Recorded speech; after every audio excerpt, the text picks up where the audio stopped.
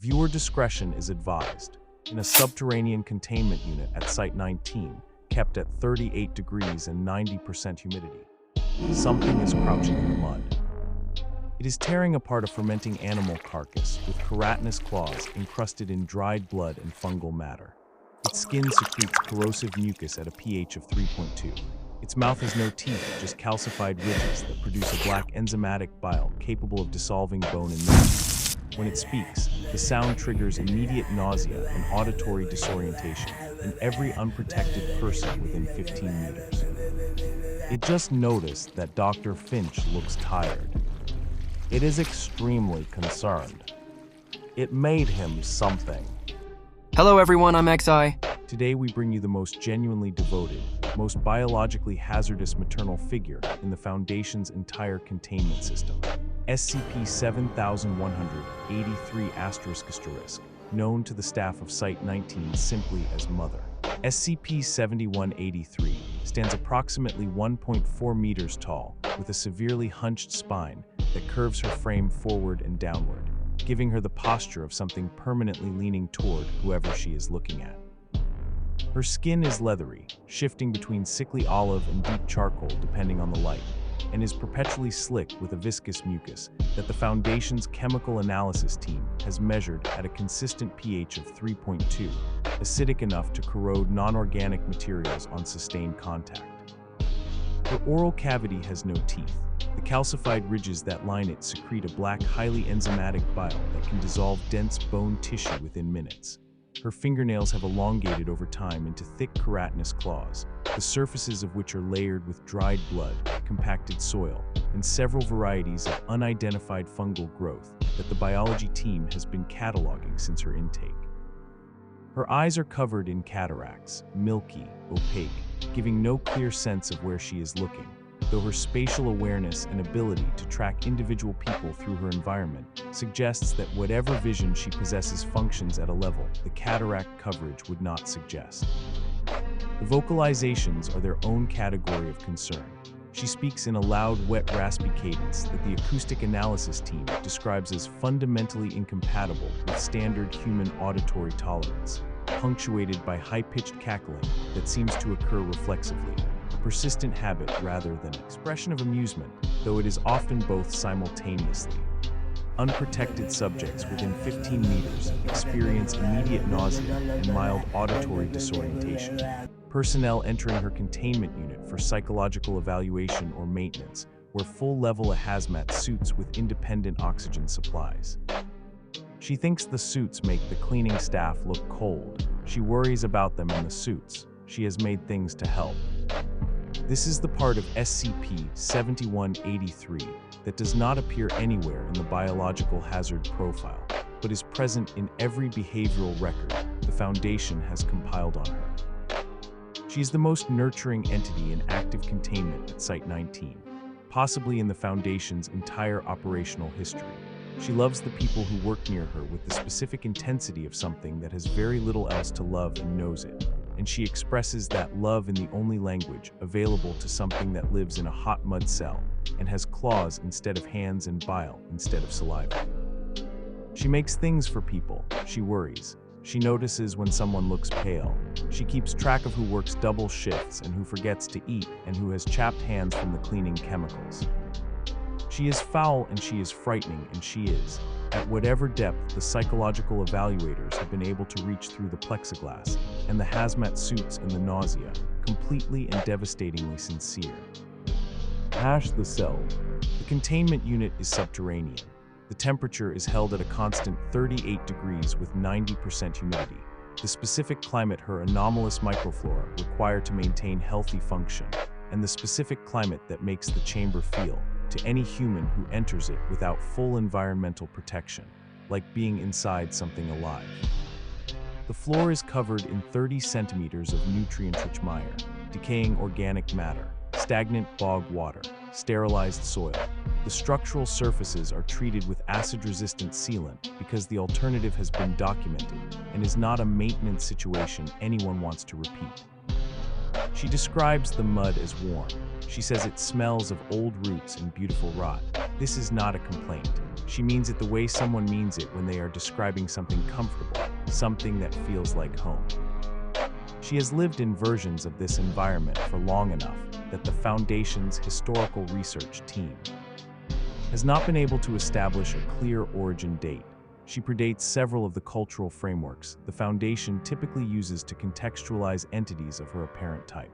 She predates, possibly, several of the sites she has been housed in over the course of her documented containment history. She does not talk about the past much. She is too focused on the present, on whether Dr. Finch has been getting enough sun, on whether the cleaning staff's hands have healed from last week's chemical exposure, on whether the junior researchers who pass her viewport at shift change look like they have been sleeping enough. She watches, she notices, she worries. She makes things. The interview. Dr. Alastair Finch's bi-weekly psychological assessment on record is one of the most cited documents in SCP-7183's file, not because of any containment-relevant data it produced, but because of what it captures about her character in the specific, unguarded way that only a conversation through glass in a hot mud cell at the end of a long shift can. She was crouching in the mire when he arrived, tearing apart a fermenting carcass. The audio feed registered the wet tearing sound, then a sudden jarring burst of high-pitched cackling. She wiped her mouth with the back of a mud-caked arm, leaving a streak of black bile across her cheek. She looked at Finch through the plexiglass and immediately told him he looked thin. She said his cheeks were hollow. She said he looked pale and brittle and asked if they had been keeping him from the sun again. She said it with the specific exasperated affection of someone who has had this concern before about this person and has not seen it adequately addressed. Finch said he was fine. He asked about the humic soil adjustment to her cell, standard assessment protocol. She rocked on her haunches, claws deep in the mire, and told him the mud was thick and warm and smelled of old roots and beautiful rot. And then she said he worried her. She said she could smell the sour sweat of his exhaustion through the glass. She asked him to come closer so Old Mother could look at his eyes. He said he had to maintain protocol. He asked about the cleaning cycle compliance issue. She had hidden items in the mud during the last cleaning, which the staff had documented as a potential containment concern. Her expression went profoundly sorrowful. The milky eyes widened. She reached into her matted, grease-laden hair and pulled out a small, wet object and pressed it against the glass. A doll, roughly molded from congealed mud and animal fat, with tufts of her own coarse hair worked into the structure. She had been hiding it not to be wicked, she said. She said it with emphasis, the way someone says something they need understood. For the boys who clean the walls, for the staff whose hands get chapped from the burning water they use for decontamination. She had made a good grease inside the doll, a medicine. You rub it on the cracked skin and the pain goes away. The thick yellowish fluid that her tear ducts produce, the substance that serves for her the function that tears serve for humans, began running down her face, mixing with the mucus already there. She kept cackling between sentences, the reflex running underneath the genuine distress the way it always does, unable to stop even when she was most clearly not laughing.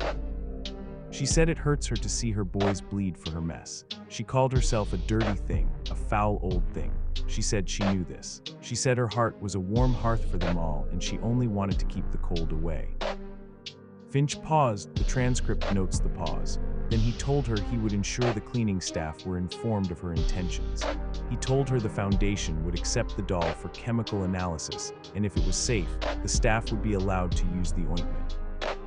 She broke into an ecstatic fit of cackling and clapped her filthy hands together. Several large bloated blowflies emerged from her rags and buzzed around her head. She told Finch to eat his greens and sleep in the dark, and let the Old Mother weave a blanket of moss for his thoughts tonight. She said he was safe here. She said Mother was here. The session ended. The chemical analysis of the doll was completed within the week. The ointment inside it was found to be effective for dry and cracked skin. The composition was entirely organic, drawn from materials available within her containment unit. The biological hazard team cleared it for use with standard handling precautions. The cleaning staff were informed. They accepted it. The breach. On March 14, 2026, a minor containment breach involving an aggressive anomaly resulted in 2 unarmed research assistants, fleeing into the auxiliary corridor outside SCP-7183's cell. The breaching anomaly attempted to compromise the corridor's structural integrity to reach the assistants. The response team was in transit. The assistants had no defensive options. The corridor had no additional barriers between them and what was coming. SCP-7183 was watching through her viewport. She threw her full body weight against her containment door. She used her corrosive bile on the magnetic latches, a focused application, sustained until the metal gave. The doors opened. She did not move toward the corridor exit. She did not attempt to use the breach as an opportunity to leave her containment. She moved directly to the assistants and positioned her body over them.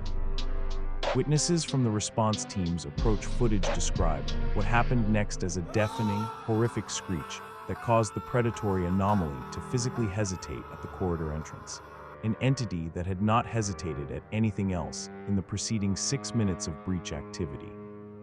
When the anomaly advanced, she regurgitated a massive volume of highly concentrated gastric acid directly into its facial sensory clusters.